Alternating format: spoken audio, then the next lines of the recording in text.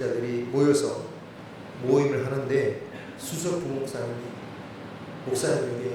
가면서 얼굴이 새하얘져가지고 목사님 큰일 났습니다. 뭐가 큰일이냐? 다음 주가 맥주감사주일인데 잊어버렸습니다. 그러는 거예요.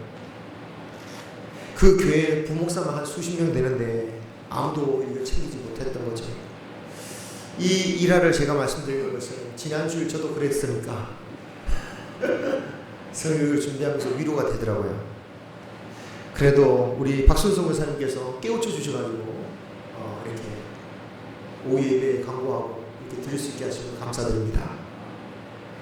이 맥추절이라는 것은 이 구약의 여러 절기 중에 이 개신교가 유일하게 지키는 절기라고 할 수 있죠. 나머지 절기들은 다 신약에 속한 것들입니다. 성탄절, 고난절, 부활절, 그리고 추수감사절은 아예 성경 시대를 훨씬 이후에 미국 개척 시대 때 나온 거죠. 그런데 이런 신약의 절기들은 다 구약의 절기들을 어떻게 보면 개성한다라고 볼 수 있습니다. 그냥 단순히 개성한다는 차원이 아니라 그 구약의 절기의 의미들을 완성시키는 이 절기들이다라고 할 수 있어요. 안식일의 완성은 주일이 되는 거죠. 그리고 어린 양을 바쳤던 유월절은 고난주일, 그리고 부활절로 성취되고, 오순절은 성령 강림절로 더 완성된 절기로서 지켜지고 있기에 이 신약 시대에는 이 구약의 절기를 따로 바울 사도가 말씀드린 것처럼 굳이 유대인들처럼 따로 율법처럼 지킬 필요를 느끼지 못하는 겁니다. 그런데 맥주감사절은 지키죠.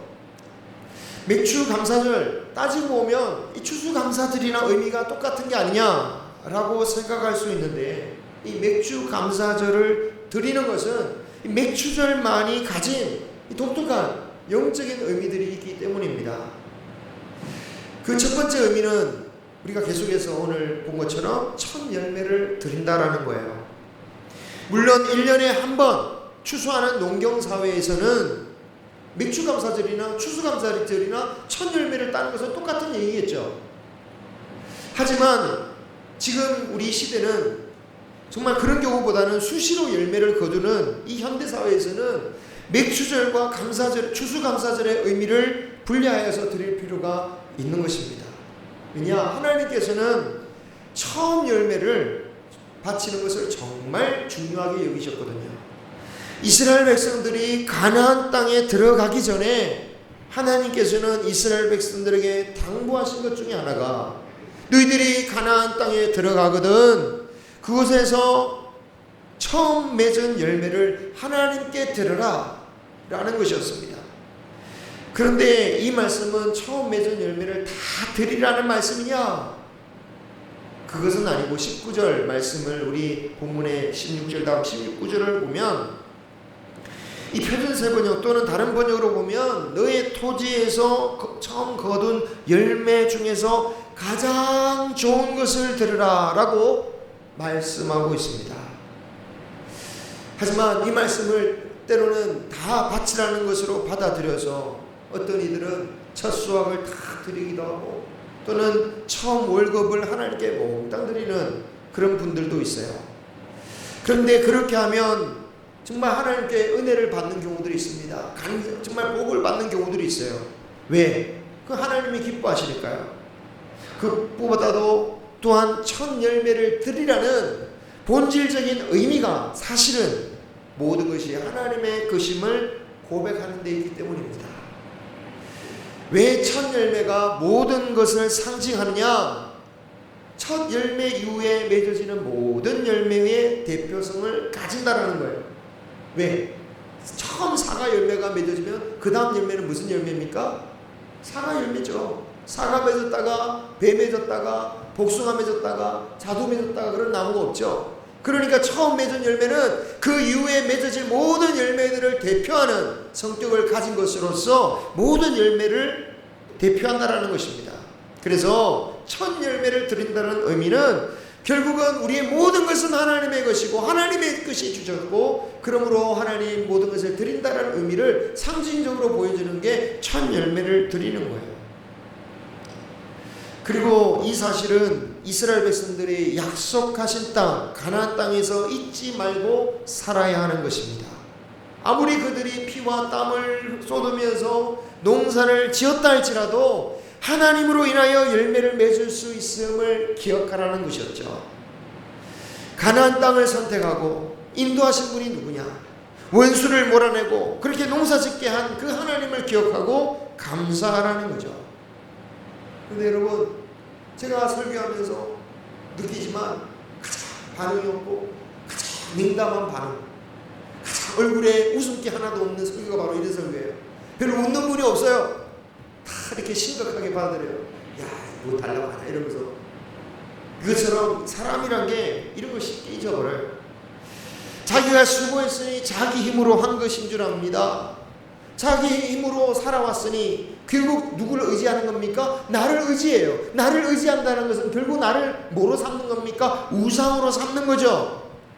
그리고 자신의 욕망대로 살아갑니다. 욕망은 탐심이랬잖아요. 욕심은 탐심이다. 그리고 그 욕망을 채우기 위해서 하나님의 말씀을 떠나기도 하고 더 큰 욕심을 위해서 다른 우상신이라도 섬기는 거죠. 후대의 이스라엘 유다 나라가 멸망하고 약속의 땅 가나안을 떠나서 바벨론에 70년 동안 포로 생활을 해야 했던 이유, 바로 그 이유 때문이었습니다. 그래서 포로 기간 중에 이 믿음의 사람들이 하나님이 다시 회복해 하게 해주시면 우리가 그 땅에 가서 해야 할 일이 뭐냐? 그 일은 하나님께서 예루살렘에 가서 처음 맺은 열매가 있으면 그것을 반드시 우리는 하나님께 드려야겠다 라고 결단하였던 것입니다. 이 정말 어려운 헌신이었어요. 여러분, 그들이 예루살렘으로 복귀하였을 때 그들의 삶이 결코 쉽지 않은 거죠. 70년 만에 돌아왔을 때 예루살렘은 어떻게 됐습니까? 이미 멸망할 때 다 파괴되어졌어요. 그들의 집도 그리고 성벽도 다 무너졌습니다. 페르시아 왕 고레스의 칙령에 의해서 지원을 받았다고 하지만 백성들의 삶은 풍족한 게 아니었습니다. 그들이 정말 어렵게 성벽을 쌓고 예루살렘 성전을 짓고 그리고 그들이 집까지 짓는 그런 공사 와중에 또한 주변에 있는 민족들은 이스라엘 백성들이 재건하는 것을 싫어했기 때문에 온갖 모략과 방해를 일삼았어요. 그런 와중에 그들이 또 농사까지 짓는 거예요. 농사를 지으면서 겨우 얻었던 그 첫 열매 얼마나 소중한 겁니까? 얼마나 소중하고 얼마나 아까운 것입니까? 그런데 그 열매를 드리는 거예요. 왜? 포로에서 돌아오게 하신 분도 하나님이시고 그들로 하여금 생존하게 하시고 번성하도록 하시는 분도 하나님이시다. 우리가 생존할 수 있는 방법은 이거다라는 거예요. 여러분, 첫 열매를 드린다라는 것은 농산물이나 가축의 첫 새끼만을 의미하는 게 아니었습니다. 진짜 원하시는 게 뭐냐? 사람이에요. 사람. 하나님께서 아브라함에게 그의 진정한 장자인 이삭을 바치라고 하셨죠. 하나님께서 아브라함이 얼마나 자신을 경외하는지, 왜 하필이면 장자를 요구하셨을까요? 장자가 모든 것을 의미하니까. 그렇죠? 장자가 모든 것을 의미하니까 장자를 바치라고 하신 겁니다. 물론 진짜로 바치게 하시지는 않으셨죠. 아브라함이 이삭을 정말 바치려고 하니까 하나님께서 그 아브라함을 말리시고 대신 미리 준비하신 어린 양을 바치게 하셨어요. 그런데 바쳐진 게 어린 양이라 할지라도 하나님은 그 어린 양을 뭐로 여기셨을까요? 이삭으로 여기셨죠. 그죠? 또한 이삭일 뿐만 아니라 아브라함의 모든 것으로 여기셨다라는 거예요. 그리고 기뻐 받으셨다. 그리고 이것을 아브라함의 믿음으로 여기셨다라는 겁니다. 그런데 하나님께서 우리를 구원하실 때도 이 방법을 그대로 사용하셨어요. 자신의 독생자이시며 그러니까 당연히 장자이신 예수님을 제물로 바치게 하신 거죠. 하나님께서 자신의 아들을 우리를 위해서 제물로 드리게 하셨다는 것은 우리를 위해 모든 것을 다 내어주셨다는 뜻입니다. 하나님의 장자니까 하나님의 모든 것을 내어주신 거예요. 사실 하나님 그 자신이기도 하시죠. 예수님은 하나님 모든 것을 다 제물로 내어놓고 우리를 구원하셨다라는 겁니다. 그리고 동시에 예수님은 하나님의 아들인 동시에 또 누구입니까? 인류의 대표되죠. 제2의 아담, 인류의 대표 첫 열매가 되시는 분이에요. 그죠? 그 말인즉슨 예수님이 바쳐짐으로 인해서 그 나머지 그 예수 그리스도를 따르는 다른 모든 열매들, 성도들은 누구의 것이 되었다라는 것입니까? 하나님의 것이 되었다. 예수님이 바쳐짐으로 인해서. 그죠? 예수님이 첫 열매로 인해 바쳐짐을 통해서 우리 모든 성도들도 하나님의 것, 다시 말하면 하나님의 자녀가 되었다라는 거죠. 자, 그런데 예수님이 오시기 전에도 모든 성도들이 하나님의 것이라는 것을 하나님은 레위 지파를 통해서 가르쳐 주셨어요. 한번 보겠습니다. 민수기 8장 18절 같이 읽겠습니다. 시작. 이러므로 자손 중 모든 처음 태어난 자 대신 레위인을 취하였느니라. 아멘. 자, 레위 지파를 취하였어. 왜? 레위 지파를 취함으로써 모든 이스라엘 백성들이 다 하나님의 것이다라는 거예요. 그래서 예수님 오기 전에도 벌써 레위 지파를 통해서 이 원리를 말씀하셨던 거죠. 자, 그러니까 레위 지파 덕분에 우리가 예수님 덕분에 하나님의 자녀가 된 것처럼 레위 지파 덕분에 나머지 11개 지파 백성들도 하나님의 것이 될 수 있었습니다. 그래서 레위 지파가 해야 할 일은 뭡니까? 오직 하나님을 섬기는 일만 했던 거예요. 하나님의 바쳐졌기 때문에 하나님의 제사장이 되고 또 성막을 옮기고 성막을 짓고 하는 모든 일들을 레위 지파가 한 겁니다. 대신에 다른 지파들은 첫 열매와 11조를 통해서 레위 지파가 먹고 생계를 유지할 수 있게 해준 거예요.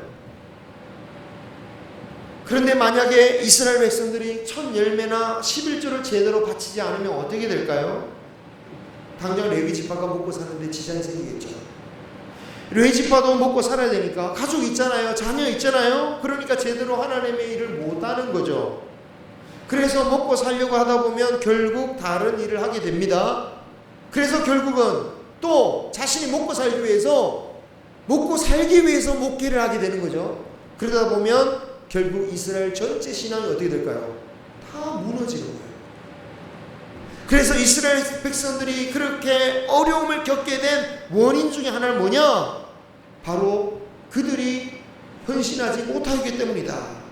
그래서 이스라엘 백성들이 포로 생활에서 돌아와서 그렇게 어려움에도 불구하고 그들이 회복해야 될 게 뭐냐? 첫 열매와 11조를 드려야 된다. 그래서 드린다는 그 자체뿐만 아니라 그것을 통해서 하나님께 바쳐진 자들을 통하여 그들이 하나님 믿음의 신앙생활을 바랄 수 있다라고 여겼던 겁니다. 그런데 여러분, 이게 구약의 의미라면 이 첫 열매의 영적 의미가 신약에도 계속 이어져요. 먼저 우리 자신이 레위 지파처럼 바쳐진 첫 열매다라고 하십니다. 말씀 보겠습니다. 야고보서 1장 18절 말씀입니다. 시작. 피조물 중에 우리로 한 첫 열매가 되게 하시려고 자기의 뜻을 따라 진리의 말씀으로 우리를 낳으셨느니라. 아멘. 첫 열매란 의미가 뭐라고 했죠? 바쳐진 열매예요. 바치지는 열매. 그런데 우리가 어떤 존재입니까? 하나님께 바쳐졌대요. 누구를 위해서? 레위 지파는 나머지 지파를 위해서, 예수님은 우리를 위해서 바쳐진 첫 열매였다면 우리는 누구를 위한 첫 열매입니까? 피조물 중에 첫 열매다. 하나님이 지으신 모든 세상을 위하여 우리가 첫 열매가 되어짐으로 어떤 일이 벌어집니까? 나머지 모든 피조물의 세계가 하나님 것으로 회복되어지는, 하나님의 것으로 되어지는 그런 역사가 일어난다라는 거예요. 그래서 우리가 첫 열매가 되어진 백성이라는 것은 나 혼자 구원받고 행복하게 살면 되는 게 아니라 바로 세상에 하나님의 복을 받을 수 있도록, 하나님의 것이 될 수 있도록 우리가 섬기는 인생을 살아간다라는 거예요. 그것이 쉽게 말하면 복음 전파가 되겠죠. 또 다른 말로 하면 하나님 나라를 세우는 것이겠죠. 자, 이 첫 열매에 관한 말씀은 고린도전서 15장 20절에도 나옵니다. 같이 읽겠습니다. 시작. 이제 그리스도께서 죽은 자 가운데서 나사 잠자는 자들의 첫 열매가 되셨도다. 아멘. 예수님의 부활의 첫 열매가 되셨다는 의미가 뭡니까? 예수 그리스도를 따라 맺어지는 그 모든 열매들도 하나님을 따라 예수님을 따라 부활을 이루게 되었다라는 뜻을 이렇게 말씀하신 거예요. 자, 이처럼 신약 성경에서도 첫 열매의 의미가 너무너무 중요한데 심지어 성령의 역사와도 관계가 있습니다.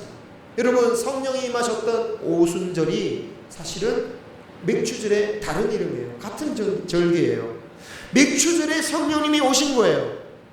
왜 맥추절에 성령님이 오십니까? 세상을 대표하여 바쳐진 철열매로서 우리를 살아가도록 돕는 분이 우리 성령님이시라는 거예요. 자, 그런데 성령님이 첫 열매로 드리는 날에 오신 것 그것뿐만 아니라 성령은 첫 열매로서 사역하시는 것을 우리가 알아야 됩니다. 첫 열매로서 성령이 역사하신다는 말은 처음부터 거창하게 역사하지 않으신다라는 거예요. 우리가 첫 열매로서 시작하시는 성령의 그 역사에 대해서 눈이 떠여야지 성령의 충만함에 이룰 수 있습니다. 열왕기서 18장에 우리가 잘 아는 엘리야 3년 6개월 동안 오지 않았던 그 비를 위해서 기도했는데 한 번 기도하고 두 번 기도하고 7번까지 기도했을 때 엘리야의 종이 무엇을 발견합니까? 손바닥만한 구름을 발견합니다. 그 손바닥만한 구름이 떴는데 그 손바닥만한 구름을 보면서 엘리야가 호들갑을 뜹니다. 왕에게 쫓아가서 빨리 산으로 내려가라. 이제 비가 억수같이 내릴 텐데 자칫 기다리다가 머뭇거리다가 그 왕의 수레바퀴가 진흙에 빠져서 가지도 못할 테니 빨리 가라고 막 호들갑을 떨어요. 하늘에 손바닥만한 구름밖에 없는데 무슨 큰 비가 온단 말입니까? 왜 엘리야가 이렇게 호들갑을 떨죠? 왜냐하면 그 기도의 응답이었다라는 거예요. 하나님이 보여주셨다라는 거예요. 하나님이 이제 그 작은 열매 하나 보여주셨다면 이제 그 작은 열매지만 그 작은 열매가 순식간에 큰 먹구름으로 바뀌는 것은 시간 문제다라는 거예요. 하나님이 하신 일은 작은 일이 되었던 큰 일이 되었던 변함없이 하나님의 일이기 때문에 응답받은 것인 줄 믿고 그 믿음대로 행하였다라는 겁니다. 그리고 실제로 그렇게 됐죠. 여러분, 성령님이 역사하시는 것은 아무리 작아 보여도 거기에는 엄청난 역사가 있다라는 겁니다. 성령의 역사는 크다 작다 그것으로 구별할 게 아닙니다. 왜? 그 모든 일이 하나님이 하신 일이잖아요. 그죠? 홍해를 가르신 일이나 또 예수님께서 물리를 걸으신 일이나 무엇으로 비교합니까? 홍해에 수천 명이 수십만 명이 걸어갔으니까 더 큰 일입니까? 아니면 베드로가 물 올려 한 명이 걸어간 게 더 큰 일입니까? 다 큰 일이에요. 다 하나님이 하신 일이잖아요. 그죠? 성령의 역사라면 아무리 작아 보여도 그 일은 하나님이 하신 것으로 우리가 믿고 정말 더욱더 믿고 믿음으로 살아갈 때 하나님께서 더 그 성령의 충만한 역사가 일어나는 것입니다. 여러분, 또 어느 교회에서 있었던 일이에요. 이 찬양 시간을 이렇게 인도하시는 목사님이 인도하면 그 교회는 다 일어서게 만들어요. 일어서서. 예. 그런데 그날따라 찬양 인도하시는 목사님이 그냥 일어나라는 말은 하지 않고 그냥 인도하는 거예요. 담임 목사님이 그 모습을 보면서 왜 저걸 잊어버렸나? 내가 말해줘야 되나? 궁금했다고 합니다. 그런데 나중에 알고 보니까 그 인도자에게 찬양을 인도하면서 주신 하나님의 어떤 그 감동이 오기를 지금은 정말 사람들에게 자기적으로 인위적으로 일어나라, 박수 쳐라, 손들어라 하지 말고 정말 성령이 인도하시는 대로 성도들이 역사적으로 내버려둬라 라고 하셨다는 거예요. 그래서 그런 믿음 가지고 찬양을 인도한 거예요. 어떻게 됐을까요? 일어나는 사람 생겨요. 일어나는 사람 생겨요. 그런데 너무 적어. 한 1000명 중에 한 몇 명밖에 안 되는 거예요. 답답했던 거죠. 그래서 멘트를 합니다. 사실은 오늘 성령님께서 저에게 마음을 주셨습니다. 이 자리에 정말 성령의 감동 있는 분만 일어나시기 바랍니다. 어떻게 됐을까요? 다 일어났어요. 왜? 안 일어나면 이상한 거잖아요. 안 일어나면 은혜를 못 받는 거니까 다 일어나는 거예요. 나중에 목사님이 그 얘기를 듣고 그런 의도를 듣고 그런 얘기를 했답니다. 그런 마음이 드셨대요. 그러면 끝까지 얘기하지 말지. 왜 그런 멘트를 해가지고. 만약에 그 한두 사람을 바라보면 그 한두 사람이 일어난 것도 사실은 하나님의 은혜를 받고 일어났기 때문에 그들을 통해서 하나님께서 역사하실 텐데, 그 한두 명 일어나서 불안해가지고 여러분 오늘은 이렇게 멘트를 날리냐, 그런 아쉬운 마음이 드셨다라는 거예요. 여러분, 작게 일어나든 크게 일어나든 그 작은 그 가운데서 하나님의 역사는 일어납니다. 사람의 눈치를 보지 말고 성령께서 역사하시는 그 은혜를 바라보면서 집중할 수 있는 저와 여러분이 되기를 축원합니다. 예수님께서 성령의 역사에 대해서 말씀하기를 요한복음 4장 14절에 이렇게 말씀하셨어요. 같이 읽겠습니다. 시작. 내가 주는 물은 그 속에서 영생하도록 솟아나는 샘물이 되리라. 아멘. 이 말씀도 은혜로운데요. 자, 샘물에다가 비유하셨어요. 샘물. 그런데 요한복음 7장 38절에 보면 3장 건너뛰잖아요. 그때 뭐라고 하시냐면 같이 읽겠습니다. 그 배에서 생수의 강이 흘러나오리라 하시니. 아멘. 이걸 성령이라고 말씀하셨습니다.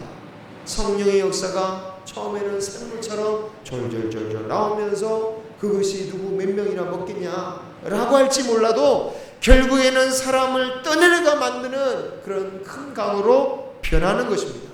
성령의 첫 열매와 같은 역사, 우리가 그 역사를 소홀히 지나지 않고 귀하게 여기고, 정말 귀하게 여기고 하나님의 역사를 받아보고 감사하고 그것에 집중하고 더 하나님을 찬양하고 더 성령을 의지하면 그 놀라운 역사가 생수의 강으로 변해지는 것입니다.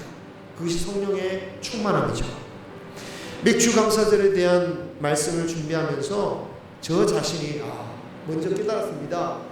맥주 감사절 의미가 이렇게 의미가 있구나. 맥주 감사절은 어찌 보면 더 큰 축복을 받는 비결을 알려주는 절기 같습니다. 추수 감사절은 다 추수한 결과를 놓고 감사하는 것이라면, 맥주 감사절은 이제 처음 시작하는 그 열매를 가지고 감사를 드리는 거예요. 정말 풍성한 열매를 추수하기 원한다면, 마지막 그 창고를 가득 채우기 원한다면, 그 창고를 채우기 위해 가장 처음으로 맺어질 그 열매를 인해서 하나님께 감사드리고 하나님께 드릴 수 있는 믿음이 되기를 소망합니다. 꼭 물질적인 것만을 말하는 게 아니라 영적으로 처음의 것으로 실망하지 말고 감사하고 샘물이 강으로 변화되는 것을 믿고 드릴 수 있는 저와 여러분이 되시기를 주님의 이름으로 축원합니다. 기도하겠습니다.